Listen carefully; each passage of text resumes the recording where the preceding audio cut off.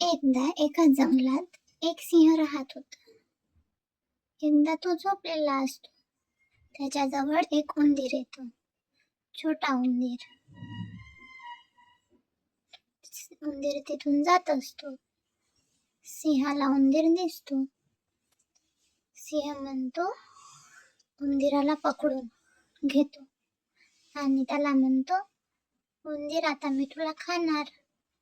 तेव्हा उंदीर म्हणाला सिंहाला की तुम्ही तर राजा आहे, तुम्ही मला नका खाऊ, मी तुमच्या कधी ना कधी कामात पडेल, प्लीज मला खाऊ नका.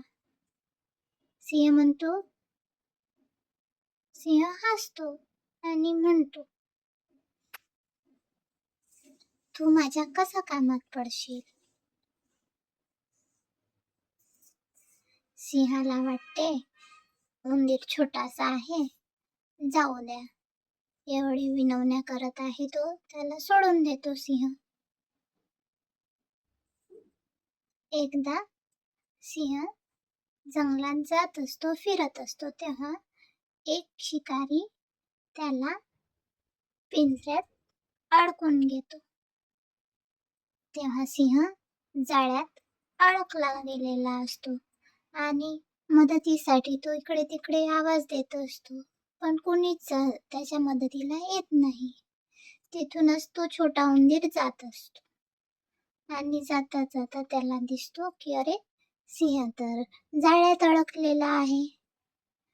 आता आपण याची मदत केली पाहिजे, याने आपल्याला खाल्ला नव्हता.